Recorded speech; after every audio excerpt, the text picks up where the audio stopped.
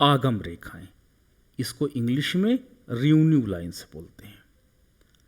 आगम रेखाएं, आगम क्या होता है? सबसे बड़ा प्रश्न होता है जब कोई उत्पादक अपने उत्पाद को बाजार में बेचता है और बाजार में बेचने के बाद जो आय प्राप्त होती है उसे आगम कहते हैं। When a producer sold his product in the market price, then getting the revenue, that is called total revenue। ठीक है, तो मान लीजिए एक उत्पादक के पास कुछ उत्पादन है, क्यू उत्पादन है। इस क्यू उत्पादन को बाजार ले जाता है और बाजार में जो मार्केट प्राइस है उस पर इसको बेच देता है, तो इसके परिणाम स्वरूप उसे क्या मिल जाएगी? कुल आगम मिल जाती है। ठीक है, तो कुल आगम आपके कुल उत्पादन की जो भौतिक मात्रा है, इस कुल उत्पादन की भौतिक मात्रा को बाजार मूल्य पर बेचने पर हमें कुल आगम प्राप्त होता है। और ये पॉइंट याद रखिएगा, कुल आगम सदैव उत्पादन को बेचने के बाद मिलता है। एक किसान से पूछ लिया जाए कि आपके इस खेत में जो गेहूं है उसका कुल आगम कितना होगा, तो किसान डायरेक्ट बोल देगा मुझे नहीं पता, बिकॉज आज से 3 महीने बाद जब ये फसल कटेगी मार्च में, तो मार्च में जब ये फसल कटेगी तो उस समय what will be the market price मुझे नहीं पता, साथ ही साथ कितना उत्पादन होगा ये भी मुझे नहीं पता है। तो क्यू और पी पर ही आपका टोटल रेवेन्यू डिटरमाइन करता है और उसी के आधार पर हम कुल आगम की गणना भी कर सकते हैं। तो ठीक है, तो कुल आगम याद रखिएगा प्री डिसाइड नहीं होता, ये उत्पादन के बाद प्राप्त होता है। एक मैन्युफैक्चर कंपनी है, वो क्या करती, कार का उत्पादन करती है और कार जितनी भी कार बनाती है, ठीक है, total quantity of the cars और मार्केट में उस कार का क्या प्राइस है, उसको मल्टीप्लाई करने के बाद ही कुल आगम उसे प्राप्त होता है। तो आगम इसीलिए शब्द यूज किया गया कि वस्तु को बेचने के बाद जो प्राप्त हो वो आगम कहलाता है, दैट इज कॉल्ड रेवेन्यू। ठीक है, आफ्टर सेलिंग अ प्रोडक्ट बेचने के बाद जो आपको मिलता है वो आगम कहलाता है, लेकिन आय पहले डिसाइड हो जाती है। इसलिए मैं इसको क्या कहते हैं, इनकम लाइंस नहीं बोल रहा हूं, रेवेन्यू लाइंस बोल रहा हूं। एक लेबर है, वो मजदूरी करने जा रहा है और मजदूरी करने जाते वक्त ही बोल देता है कि मुझे 300 रुपए चाहिए, वो इनकम कहलाएगी, नॉट रेवेन्यू कहलाएगी। लेकिन एक लेबर है, वो क्या करता है, बर्तन बनाता है और एक बर्तन बनाने का 10 रुपए लेता है। पूरे दिन में कितने बर्तन बनाया, 300 बर्तन बनाया, तो कितना कमाया, 3000 कमाया। तो वो उसकी रेवेन्यू होगी। ठीक है, तो रेवेन्यू एंड इनकम में डिफरेंस करना आपको बहुत अच्छे से आना चाहिए। ठीक है, तो रेवेन्यू सदैव इकोनॉमिक्स में हम लोग प्रयोग करते हैं और रेवेन्यू हरदम वस्तुओं को बेचने के बाद प्राप्त होता है। अब 3 प्रकार का रेवेन्यू में कॉन्सेप्ट चलता है। पहला कॉन्सेप्ट तो चलता है total revenue. Total revenue that is Q, that is P, that is called total revenue. दूसरा कॉन्सेप्ट चलता है बाजार में सबसे ज्यादा एवरेज रेवेन्यू का, औसत आगम का।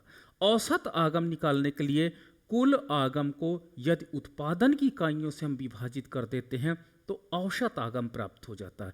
और तीसरा सबसे बढ़िया कॉन्सेप्ट चलता है सीमांत आगम। और सीमांत आगम निकालने के लिए हम लोग क्या करते हैं, वर्तमान इकाइयों को, जो वर्तमान में टोटल रेवेन्यू की इकाइयां हैं, उसकी पूर्व की इकाइयों से हम लोग घटा देते हैं, तो हमें सीमांत आगम। सीमांत का मतलब होता है अंतिम वस्तु को बेचने से प्राप्त आय। एक केले वाला है, पूरा दिन केला बेचा, लास्ट का 1 दर्जन केला है, वो कितने में बेचता है, मान लीजिए 50 रुपए दर्जन है, और उसने लास्ट में कहा कि अरे 1 दर्जन बचे हैं, कोई ले जाए, मैं 30 में दे देता हूं, तो मार्जिनल रेवेन्यू क्या होगी, 30 होगी, जो लास्ट यूनिट को उसने बेचा है। तो सीमांत आगम क्या होता है, अंतिम इकाई को बेचने के बाद जो प्राप्त होती है आगम, उसको हम लोग सीमांत आगम कहते हैं। और कुल आगम पूरे उत्पादन को मूल्य से मल्टीप्लाई करने के बाद कुल आगम प्राप्त होता है, और औसत आगम जो होता है वो कुल आगम को उत्पादन की इकाइयों से विभाजित करने के बाद प्राप्त होता है। ठीक है, तो आगम 3 प्रकार के होते हैं। अब इन 3 प्रकार के आगम का हम विश्लेषण पूर्ण प्रतियोगिता के अंतर्गत तथा अपूर्ण प्रतियोगिता के अंतर्गत करने जा रहे हैं। यानी perfect competition market, in perfect competition market में what is the nature of revenue lines, इसको टेस्ट करने जा रहे हैं, इसको जानने जा रहे हैं। तो चलिए, सबसे पहले बात आती है मेरी कि परफेक्ट कंपटीशन। तो देखो, परफेक्ट कंपटीशन, पूर्ण प्रतियोगिता जिसको आप लोग कहते हैं परफेक्ट कंपटीशन मार्केट, पूर्ण प्रतियोगिता बाजार की वो दशा होती है जहां पर प्रत्येक इकाई का मूल्य समान होता है। दिस इज दैट मार्केट का द कंडीशन होती है जहां पर हर एक यूनिट का प्राइस समान होता है। जैसे ट्रेन है, ट्रेन में आपने रिजर्वेशन में टिकट बुक कराया, एक कैंडिडेट का टिकट बुक कराया, कहीं दिल्ली जाना है 300 रुपए का। कितने का? एक कैंडिडेट का। 2 कैंडिडेट का बुक कराओगे कितने का हो जाएगा? 300 का। उसका भी 300 ही रेट पड़ेगा, 600 रुपए लगेंगे। ठीक है, 4 कैंडिडेट का टिकट बुक कराओगे तो क्या हो जाएगा? 300 गुणे 4, 4 × 1200। ऐसा तो नहीं हो जाएगा कि 4 का करा रहे हैं तो 1 का माफ कर देगा या 1 में कंसेशन कर देगा, ऐसा तो होता नहीं है। क्योंकि परफेक्ट कंपटीशन मार्केट में चाहे 1 इकाई खरीदो तो वही प्राइस रहेगा, 10 इकाइयां खरीदो तो वही प्राइस रहेगा, 100 इकाइयां खरीदो तो वही प्राइस रहेगा। इस प्राइस में कोई चेंजेस नहीं आते हैं। इन परफेक्ट कंपटीशन में 1 किलो आलू खरीदोगे 20 रुपए केजी, 2 किलो खरीदोगे 18 रुपए केजी, 3 किलो आलू खरीदोगे 15 रुपए KG. In the situation of in perfect market में ये पॉसिबल है, लेकिन परफेक्ट मार्केट में चाहे आप 1 इकाई वस्तु खरीदो चाहे 100 इकाई खरीदो, प्रत्येक इकाई का मूल्य समान रहता है। ट्रेन वाला कभी नहीं कहेगा कि 1 लोग जा रहे हो, अच्छा 300 का रिजर्वेशन, 2 लोग चलो अच्छा 50 रुपए कम दे देना रिजर्वेशन के, ऐसा कभी नहीं होगा। अच्छा, एक परिवार के हम 10 लोग जा रहे हैं, भैया 1 का तो माफ कर दो, इतना आपका हम ट्रेन में जा रहे हैं, कभी नहीं होगा। That is the example of the perfect competition. Perfect competition में एक उत्पादक की जो वस्तु की इकाई होती है उसका मूल्य सदैव समान होता है। आप पोस्ट ऑफिस चले जाओ, एक अंतर्देशीय पत्र आप ले लो, एक पत्र का दाम अगर 2 रुपए है तो 2 पत्र का दाम 4 रुपए होगा, 3 पत्र का दाम 6 रुपए होगा, 4 पत्र का दाम 8 रुपए होगा। ऐसा तो नहीं है कि 4 पत्र खरीद रहे हो तो 1 रुपए कंसेशन दे देगा, नहीं हो सकता है, नहीं हो पॉसिबल है। क्योंकि परफेक्ट कंपटीशन के मार्केट के अंतर्गत पोस्ट ऑफिस आता है, रेलवे आती है। इन परफेक्ट कंपटीशन जहां पे काम करता है वहां आप ज्यादा इकाइयां खरीदोगे तो कहीं ना कहीं लास्ट वाली इकाइयों में कंसेशंस आपको मिल सकता है। ठीक है, आप कार खरीदने जाइए, 2 कार खरीदो, निश्चित रूप से वो डिस्काउंट देगा, क्योंकि वो that is the example of imperfect competition market. लेकिन परफेक्ट कंपटीशन मार्केट में ऐसा पाया जाता है कि चाहे आप 1 इकाई खरीदिए, चाहे 100, चाहे 1000, चाहे 1 लाख, सभी इकाइयों का मूल्य समान पाया जाता है। तो रेवेन्यू लाइंस कैसे बनेंगी, यही मार्केट की सबसे बड़ी विशेषता पर निर्धारित होती है। कौन सी विशेषता? कि परफेक्ट कंपटीशन में 1 इकाई या 100 इकाई सभी का मूल्य समान होता है, जबकि इन परफेक्ट कंपटीशन के अंतर्गत प्रत्येक अगली इकाई का उत्पादक मूल्य कम करता जाता है। तो ये एजम्पशंस कभी मत भूलना, आपको रेवेन्यू लाइंस कभी प्रॉब्लम नहीं करने वाली है। चलो देख लेते हैं। सबसे पहले मैं परफेक्ट कंपटीशन मार्केट की बात करने जा रहा हूं। परफेक्ट कंपटीशन मार्केट में यूनिट्स, ठीक है, एंड उसके प्राइस की हम बात करते हैं।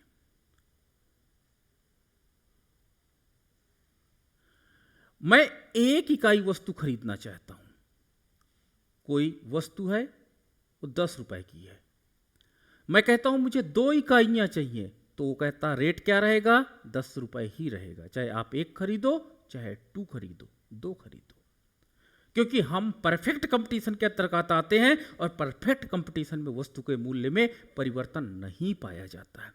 हमने कहा 3 इकाइयाँ वस्तु खरीदनी है, बोला 10 रुपये की मिलेगी। हमने कहा 4 इकाइयाँ वस्तु खरीदनी, उसने कहा 10 रुपये की मिलेगी। हमने कहा 5 इकाइयाँ वस्तु खरीदनी, उसने कहा 10। चाहे आप 1 इकाई खरीदो तो मूल्य 10 रुपये होगा, चाहे 5 इकाइयाँ खरीदो तो भी मूल्य 10 रुपये ही होगा। अब हम क्या करते हैं, टोटल रेवेन्यू कैलकुलेट करते हैं। तो टोटल रेवेन्यू कैलकुलेट करने के लिए P इंटू क्यू करते हैं।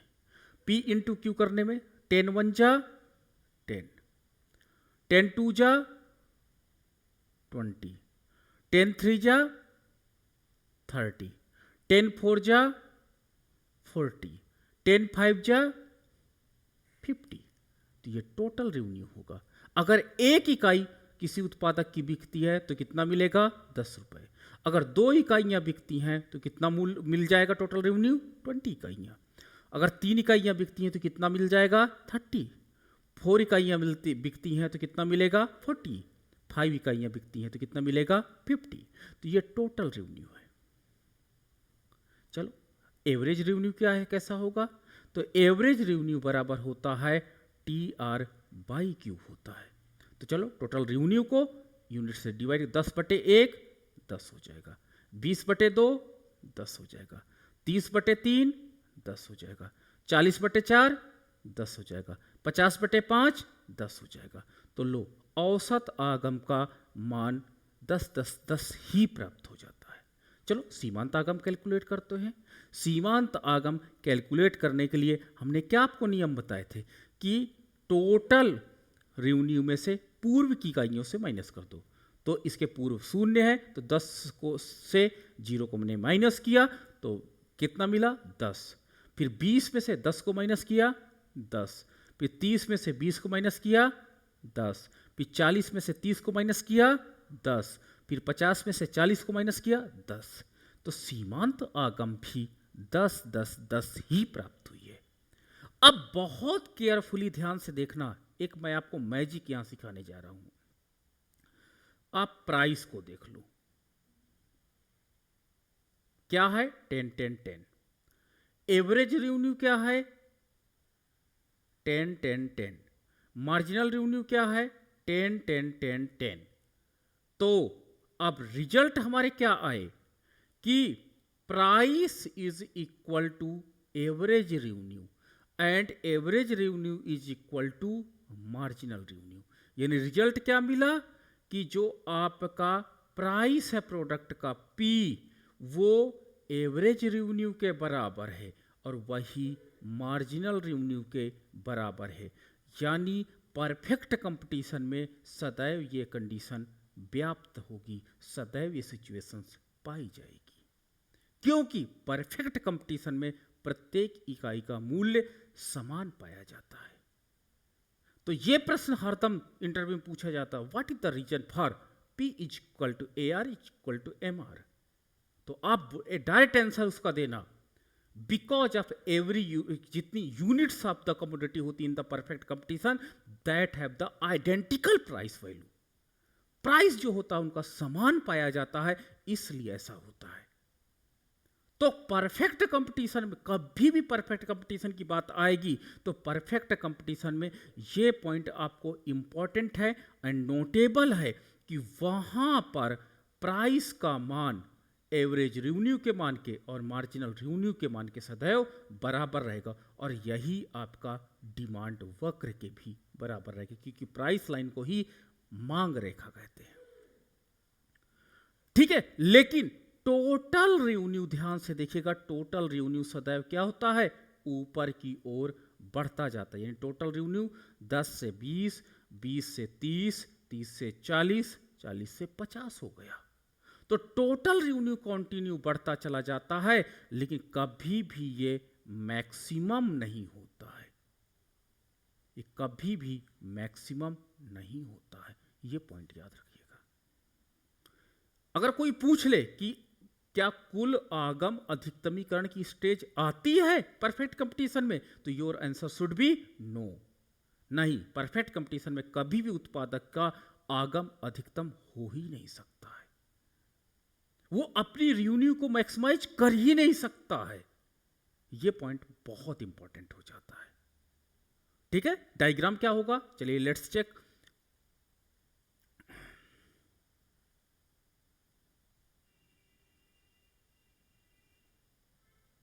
OX OY, नीचे हमने क्या किया, यूनिट्स ऑफ द कमोडिटी की यूनिट्स को, और ऊपर टोटल रेवेन्यू को हमने रखा।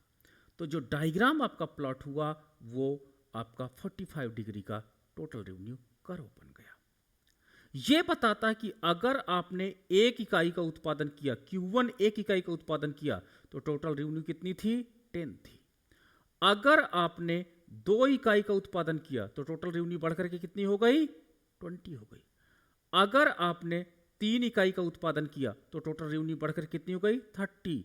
अगर आपने 4 इकाई का उत्पादन किया तो टोटल रेवेन्यू बढ़कर के 40। 5 इकाई का उत्पादन करने पर टोटल रेवेन्यू बढ़कर के 50। तो इस तरह टोटल रेवेन्यू कंटिन्यू बढ़ती चली जाएगी। रिजल्ट क्या निकला कि इन द परफेक्ट कंपटीशन में टोटल रेवेन्यू जो होती है वो लीनियर होती है, रैखिक होती है। ये पॉइंट, पहला पॉइंट सबसे ज़्यादा यूजीसी में परेशान किया। वो कौन सा बाजार है जहां पर कुल आगम रेखा एक रेखा के रूप में पाया जाता है, एक लाइन के रूप में पाया जाता है, दैट इज नेवर, कभी नहीं वो कर्व के रूप में होता है। आपका परफेक्ट कंपटीशन है। कौन सा वो बाजार है जहां पर कुल आगम अधिकतमीकरण कभी नहीं होता, परफेक्ट कंपटीशन है। ठीक है, कौन सा वो बाजार है जहां पर कुल आगम की वृद्धि दर सदैव समान रहती, देखो 10-10 की वृद्धि दर हो रही सब जगह पर, वृद्धि दर सदैव समान रहती, परफेक्ट कंपटीशन है। ओके, तो टोटल रेवेन्यू कर्व का ये नेचर पाया जाता है, ये पॉइंट आप याद रखिएगा। अब हमारे पास दूसरा आता है AR और MR कैसे पाए जाते हैं। OX है, OY है, तो AR और MR that is parallel to the आधार एक्सिस एक्सिस के, तो AR equal to MR equal to price, ये तीनों बराबर पाए जाते हैं और आधार अक्ष के समानांतर पाए जाते हैं। समानांतर आधार अक्ष के पैरेलल पाए जाते हैं। अगर 0 उत्पादन करते हैं तो कुछ नहीं, तब तो 0। ठीक है, लेकिन अगर 1 इकाई का उत्पादन हमने किया तो उसका प्राइस 10 हो जाएगा। तो यही आपका TR, यही आपका AR होगा, यही MR होगा, यही प्राइस होगा। जब हम 2 इकाइयों को उत्पादन करते हैं तो भी वही रहेगा, 3 इकाइयों को उत्पादन करते हैं तो भी वही रहेगा, 4 इकाइयों को उत्पादन करते हैं तो भी वही रहेगा, 5 इकाइयों को उत्पादन करते हैं तो भी वही रहेगा। ठीक है, तो ये पॉइंट याद रखिएगा कि in the perfect competition AR, MR and price line should be parallel to the x axis, हरदम आधार अक्ष के समांतर पाई जाती है। ठीक है, तो 3 प्रकार की लाइंस होती हैं, TR, AR, MR, तीनों का मैंने नेचर आपको अंडर द परफेक्ट कंपटीशन समझा दिया है। चलिए अब बात आती है परफेक्ट कंपटीशन की। तो इनपरफेक्ट कंपटीशन की, इनपरफेक्ट कंपटीशन मार्केट वो होता है जहां पर एक उत्पादक प्रत्येक अगली इकाई को बेचने के लिए वस्तु का मूल्य लगातार कम करता चला जाता है। कैसे, देख लो, यूनिट्स ऑफ द कमोडिटी है एंड प्राइस है। 1 यूनिट बेचने के लिए 10 रुपए, हमने कहा भैया 2 इकाइयां खरीदेंगे, कहता 9-9 रुपए के, अच्छा ले लीजिए। हमने कहा 3 इकाइयां खरीदना है, बोलता अच्छा है 8-8 रुपए दे दीजिए, 8 रुपए की 1 इकाई ले लीजिए। हमने कहा अच्छा 4 इकाइयां खरीदनी, अब बताइए, तो बोला अच्छा 7 रुपए की। हमने कहा 5 इकाइयां खरीदनी, बोलता 6। हम कहते 6 इकाइयां खरीदनी है, बोलता भैया 5। अब आपके मन में प्रश्न आया, सर इतना तो प्राइस नहीं गिरता ना, कहाँ तक प्राइस गिराएगा? हम बताएंगे ना कहाँ तक गिराएगा प्राइस। ठीक है, हमने कहा 7 इकाइयां, हमने एज्यूम कर लिया कि 4 रुपए कर देगा। तो इनपरफेक्ट कंपटीशन के अंतर्गत जो आपका मूल्य होता है वो लगातार डिक्लाइन करते चला जाता है, लेकिन जहां पर उसका टोटल रेवेन्यू मैक्सिमाइज होने के बाद कम होने लगता है, उसके बाद कभी भी वो प्राइस डिक्लाइन नहीं करेगा। यानी कहां तक प्राइस गिराएगा? जहां पर उसका टोटल रेवेन्यू मैक्सिमाइज नहीं हो जाता है। चलो देख लो,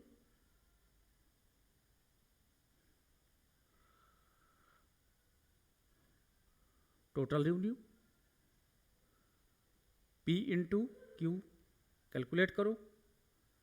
10 1 जा 10, 9 2 जा 18, 24, 28, 30, 30, 28।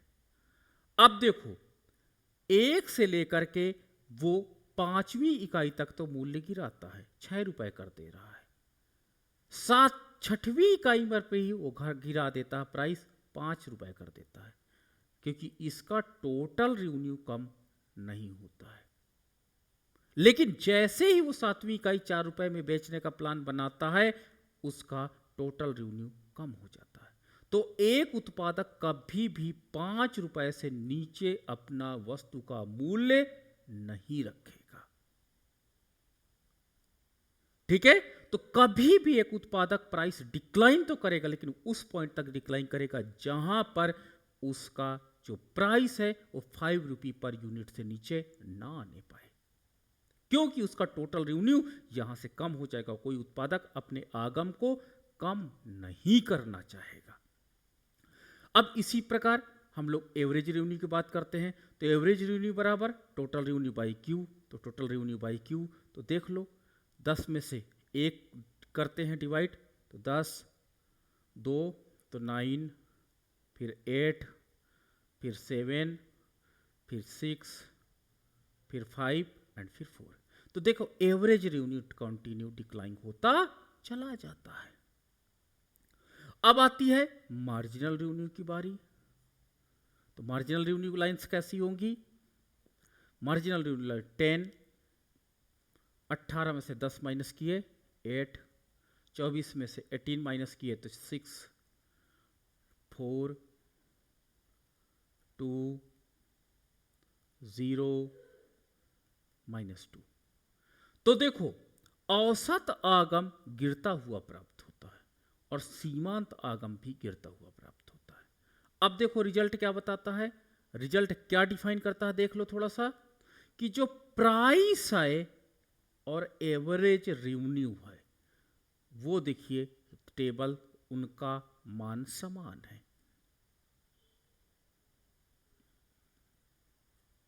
तो रिजल्ट क्या निकला कि इन परफेक्ट कंपटीशन में P ही AR होता है, P और AR दोनों का मान समान होता है, लेकिन MR यहां पर बराबर नहीं पाया जाता है। ठीक है, यानी प्राइस लाइन को ही आप डिमांड लाइन और उसी को औसत आगम रेखा आप कह सकते हो, लेकिन MR इसमें चेंज हो जाता है, जो कि परफेक्ट कंपटीशन में तीनों बराबर हो जाते हैं। अब देखिए यहां पर एक और चीज देखने को मिलती है कि AR देखिए 10 है और MR भी 10 है। AR 10 से घट करके कितना हो गया 9, लेकिन MR घट करके कितना हो गया 8। इसमें गिरावट 1 इकाई की, इसमें गिरावट 2 इकाई की। ये 9 से 8 1 इकाई की, इसमें गिरावट 2 इकाई की। रिजल्ट क्या निकला कि AR तथा MR दोनों डिक्लाइन करते हैं, लेकिन AR की अपेक्षा MR में दुगनी स्पीड से गिरने की दर पाई जाती है। देखो ये 1 गुना गिर रहा है तो ये दुगनी स्पीड से गिर रहा है। और जब MR 0 हो जाता है तो AR धनात्मक रहता है तथा TR मैक्सिमाइज हो जाता है। देखो TR मैक्सिमम हो जाता है। जब MR निगेटिव हो जाता है तो AR पॉजिटिव एंड डिक्लाइन करता रहता है तथा TR डिक्लाइन करने लग जाता है, कम हो जाता है। तो ये 3 रिजल्ट्स इसके निकल के आए, बहुत इंपॉर्टेंट है, हरदम याद रखना होगा। चलो डायग्राम देख लेते हैं। जो आपका इनपरफेक्ट मार्केट के अंतर्गत जब टीआर को हमने प्लॉट किया, ठीक है, टीआर को हमने प्लॉट किया तो वो आपका एक्स है, और यहाँ पर हमने नंबर ऑफ द यूनिट्स को हमने रखा।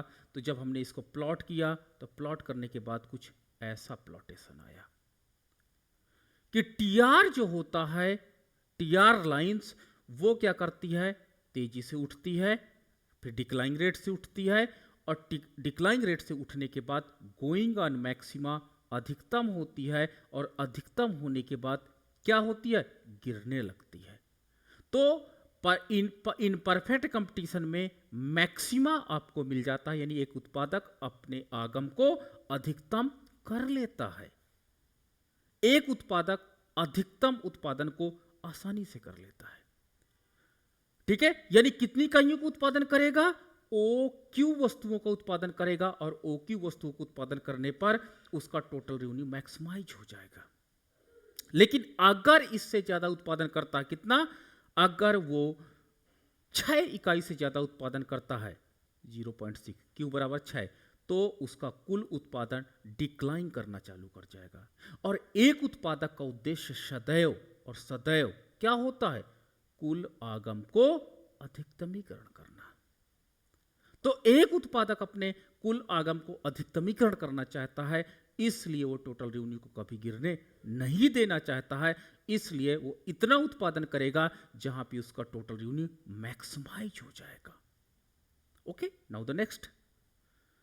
अब आप बात करते हो दूसरे पॉइंट पर कि एआर तथा एमआर कैसे पाए जाते हैं।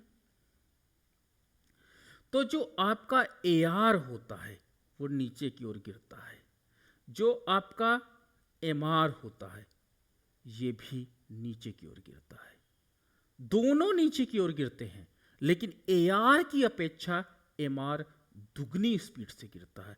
इसलिए जो ये एंगल बनता है, इस एंगल के बीच से ही ये जाना चाहिए। जैसे ये 60 अंश का अगर पूरा एंगल है तो ये 30 अंश से एमआर जाएगा, और जब एमआर क्या हो जाता है, शून्य, तो एआर फिर भी पॉजिटिव बना रहता है।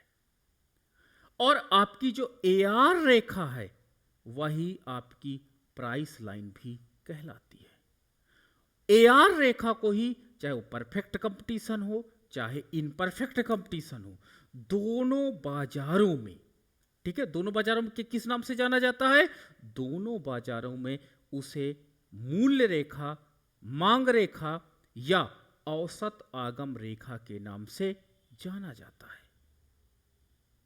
ठीक है, तो ये हमने देखा क्या कि इन परफेक्ट कंपटीशन में जो टोटल रेवेन्यू होता है उसमें मैक्सिमाइज होता है, और वो कर्व शेप में इसका आकार पाया जाता है। किसमें, कर्व शेप में। जबकि परफेक्ट कंपटीशन के अंतर्गत जो टोटल रेवेन्यू होती है वो लीनियर शेप में पाया जाता है, लाइन के रूप में पाया जाता है। वहीं एआर और एमआर की जब बात करते हैं तो परफेक्ट कंपटीशन में यह आधारच के समांतर पाया जाएगा, आधारच के समांतर पाया जाता है, एआर, एमआर तथा प्राइस लाइन। जबकि इन परफेक्ट कंपटीशन के अंतर्गत देखिए टीआर एक कर्व के रूप में पाया जाता है, इसमें मैक्सिमाइज होता है और ये डिक्लाइन करने लगता है। जबकि एआर, एमआर कंटिन्यू डिक्लाइन करते जाते हैं, but the declining rate of MR is 2 times in the respect of AR. AR की अपेक्षा एमआर की जो डिक्लाइंग रेट होती है वो दुगना पाई जाती है। ये पॉइंट याद रखना, 2 times होती है डिक्लाइंग रेट ऑफ द एमआर, यानी एमआर जो डिक्लाइन करता है वो बहुत तेजी से डिक्लाइन करता है। इसीलिए एमआर जो होता है इन परफेक्ट कंपटीशन में वो 3 प्रकार का होता है। कौन कौन से प्रकार का एमआर? ये एमआर केवल परफेक्ट कंपटीशन, इन परफेक्ट कंपटीशन में ही 3 प्रकार का होता है और कहीं जगह पे ऐसा नहीं है। पहला पॉजिटिव, यानी एमआर धनात्मक पाया जाता है यहां पर एमआर ऋणात्मक पाया जाता है, और इसके नीचे एमआर, यहां पर एमआर शून्यात्मक पाया जाता है यहां पर, और यहां पर एमआर निगेटिव पाया जाता है। तो एमआर 3 नेचर का होता है। एक बार इंटरव्यू में पूछ लिया गया था, वो बाजार की कौन सी दशा होती है जहां पर एमआर कई रूपों में पाया जाता है या एमआर निगेटिव भी हो जाता है। तो आपको बोल देना चाहिए imperfect competition. Imperfect competition market वो बाजार की दशा होती है जहां पर एमआर शून्य भी हो सकता है, निगेटिव भी हो सकता है एंड पॉजिटिव हो सकता है, यानी तीन विभिन्न डिफरेंट नेचर का एमआर आपको मिल जाएगा। लेकिन अगर आप परफेक्ट कंपटीशन की बात करते हो तो परफेक्ट कंपटीशन में केवल धनात्मक होता है, और वो धनात्मक भी कैसा, आधार अक्ष के समानांतर होता है। तो यहां पर एआर, एमआर और प्राइस तीनों बराबर पाए जाते हैं, और टीआर एक सीधी रेखा के रूप में लगातार बढ़ती हुई सीधी रेखा हमें प्राप्त होती है। तो ये डिफरेंस पाया जाता है। ठीक है, तो अब ये मुझे लगता है टॉपिक समाप्त हो गया है। अब आपके क्वेश्चन आमंत्रित है, आप पूछ सकते हो जो प्रश्न है।